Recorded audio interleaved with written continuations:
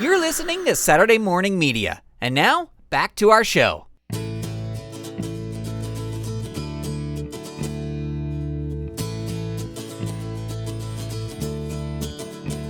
Here we go.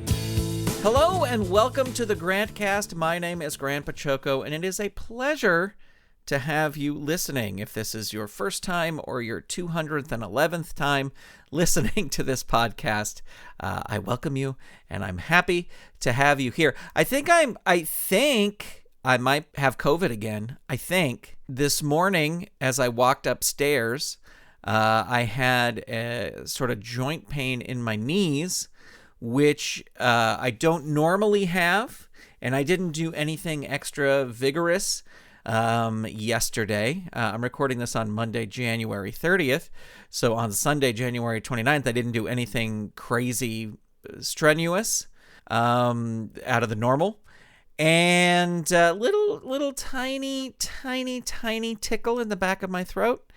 And last night when I went to go floss, I noticed as I was starting to floss, just a hint, just a tiny, just the aroma of metal in my mouth. So I'm getting the recording done of this podcast while I still can, because who knows what's going to happen over the next 10 days. And if anything has taught me in the past, the day I first had symptoms was a Monday, just like today. And I did not test positive till Thursday. So I'm not going to waste any tests, home tests or otherwise, until it is Thursday. All right. We had to get a new toaster oven. We bought a new toaster oven. We needed a new toaster oven here at the house because the last toaster oven we bought, 2015, and I know because, well, I'll tell you the story. I just know because I had to look up when we got it. This toaster oven, it has like little push buttons on it to raise and lower the temperature and set the temperature and how you want the toast done and everything. And the labels on the buttons after years of use have started to wear off. So you had to kind of remember like, oh yeah, toast is here, broil is here, whatever. And the other thing was there was a couple buttons that kept sticking, and one of the buttons was the temperature up and down button. So you could turn it on, and you could push one of the bake or broil or whatever, and it would turn on. But it would only go to a certain temperature, the pre-programmed start temperature, and then it wouldn't get any higher or lower. Same thing with toast. You got 4 toast, which is fine with me, but other people in this household like their toast at different things and sometimes do waffles or whatever in the toaster oven. So, got a few very nice from family members gift cards, like Visa gift cards from the holidays. So use that to buy a toaster oven. And the decision was made to not buy one with buttons because these buttons wear out. So I looked up and I was like, oh, we bought this last toaster oven in 2015. Do you want to get the same one? No, because the buttons broke after, it was 8 years of daily use. So, God bless those buttons. Anyway, so I said, do you want to, so we'll get a different one. We got one with a dial, and it came and it was fancy, and I set it up. And ladies and gentlemen, there's a small dog in this house who doesn't like bells or buzzers that sometimes come on different appliances to signify when a cycle is done. Case in point, the dryer. Luckily, our dryer has a switch right on it that says, end alarm on or off. And we have that permanently taped to off. Every once in a while, when doing laundry or filming the advent calendar, I will nudge that button. And even if you nudge it just a little bit, it'll turn back on the buzzer. That buzzer goes off. And Harvey, just wherever he is, he gets up and he's growling. He doesn't like it. Well, he didn't like this new toaster oven. And the thing about this new toaster oven is when you turned the dial, it would tick. So like it would go. And he learned very quickly that ticking happens and it'll be followed by a bell, which he doesn't like. And then he will come into the kitchen growling. So we bought a new toaster oven because this other new toaster oven was driving the dog crazy. And we just bought another version of the toaster oven we had. And hopefully the buttons will last us another 8 years. The things we do for our dogs.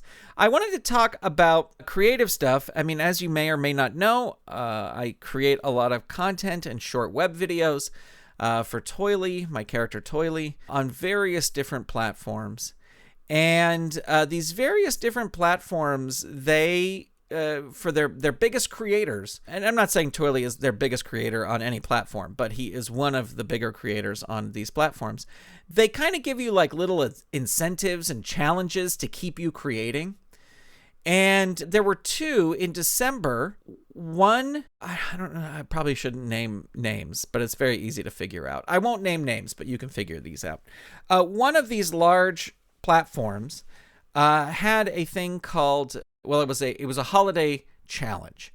And their challenge was they wanted you to post every single day, December 1st through December 31st, which I was going to do anyway, so it's no big deal. But as part of that, they put in 5 different, like, kind of specific challenges. Like, they don't care what kind of content you create, but in order to complete this challenge, you had to do 4 out of these 5 specific challenges using specific music and showing specific things. Then there was like all these due dates. Like, you had to get these 3 done by the 12th, and then these ones done by this time, and all this stuff. And I would ultimately always forget and be scrambling at the last minute to try and put this content together. And just by the end of the month, it became like another job. You know what I mean? Like, it became just this frustrating, like, I got to put these out. And then I remembered at the very end that the prize, the award for doing all this, was a pillow. Yes, a pillow. And when the pillow arrived, it's not even a great pillow. Like, it's not a comfy pillow you would cuddle up with. It's sort of like a burlappy pillow. Now, if you're watching this, if you're a Patreon patron at the behind the scenes level, you can see the pillow that I'm holding up right now. And it also reveals the name of the social media service. So another reason to be a patron, I guess. But I like, just by the end of the month, I'm like, why am I doing this for a pillow? And they had a big like meeting at the end, like to celebrate the end of this thing. And they're like, there was such a great response to this. We're working on new things for the new year, and it's going to be so fantastic. And let us know what kind of prizes you would like in the next year. And I literally typed in the chat, money. Like, seriously, you want to get me involved? Yeah, give me a bonus for doing this, you know, because... And so that was my resolution at the end of the year was 2023, no more working for pillows. And then I went and did a podcast last week, a podcast interview, and it was all about creating content for social media and everything. And I walked in, and the person who was interviewing me had one of these pillows. And I was like, oh, wow, that's awesome. You did the same thing too. Like, wasn't it a chore, like, by the end of the month? And he looked at me and he got the smile on his face. He goes, you want to know the secret? And I said, what? And he goes, I didn't do it. He goes, I posted a couple times during the month, but I didn't even do it. And they sent me the pillow anyway. I talked to another creator, and she had a theory that this social media company thought that there was going to be super high participation. So they got the pillows made. And she actually went through and looked, because we had to use the specific hashtag, and there were only about 150 people who used the hashtags and did this, and there was like 3,000 people invited to the program. So her idea was that they didn't get enough participation, and so they just sent the pillows to everyone. Then this other company, where Toily posts videos, sent a big end of the year countdown calendar. It was like an advent calendar. And they really pushed it as each one of these gifts inside this calendar represents and has deep meaning to one of your fellow creators on this platform. And so when you open it, be sure to head over to our social channels so you can see what the deep meaning of this was. I realized, I was like, well, I'm not going to film this one a day. I'm just going to film like 10 at a time, because there's 31 of these things to open. And I realized pretty early into it, I go, a lot of this is just, it's like they got a promotional catalog. You know, like you get a catalog. It's like, get your company's name on pens, get your company's name on jackets, get your company, whatever. And it seriously looked like they got one of these catalogs and just went through and said, put our name on this, put our name on this, put our name on this, put our name on this. And by the end of the 31 days, it was like, this is all junk, like this is not fantastic stuff. So I filmed them all and I put them all out. And then when you went and watched the creator stories behind everything, you realize like these don't mean anything. It was just like, oh, they said, hey, this is going to be your thing. Can you do a little video with this? And they did, but it had nothing to do. I think there was one of the items was a spatula. And so there was a cooking channel that had that. And that was the only one. One of the boxes, or I guess this was an envelope, was like an activity book that had coloring pages and word searches and all this other stuff. It had nothing to do with the social media platform. It had nothing to do with the person. Like the word search was just random common words. Anyway, this is what's really bothering me this week, really frustrating me creatively this week. One of these social media services allows you to go live, and they allow you to go live from your desktop. And I'm not going to get too into the weeds about this, but going live from your desktop allows you to do cooler effects other than just going live on your phone. If you go live on your phone, you can just go live from your phone. That's it. If you can go live from your desktop computer, you can play movies, you can add in things, you can have fun. And this past Friday, I did a live stream that went out to this social media service. It worked great. It worked fine. There were people in the chat. It was all fantastic. Saturday night, I went to do it again, and the feature is gone. And it's gone from the app on my... It's like they just turned it off. They just turned it off for me. And this is a feature that I used 2 times a week for close to probably over a year now, if not over a year. And it's, as I said, I used it at least once, if not twice a week, sometimes more. And it's a lot of fun, and it's better than just streaming from the phone because you can control more things. So being a part of this program that I am in with them, where you get an advent calendar, you have like a priority help email address. And that just means it's like they don't really have a help email address that's available to the public, right? And you have one, but so do 3,000 other creators. So your, if not more, so your email is getting mixed in with there. So I sent an email right away and I go, I had this feature, it's gone. I checked my account. I have no violations. I didn't do anything wrong. I just used it less than 24 hours ago and it worked fine. Why was this feature taken away from me? Because it's something I use twice a week. And I got a form letter back immediately that just says, thank you for your request. In the meantime, why don't you reach out to support through the app, and they might be able to help you faster than this email will help you.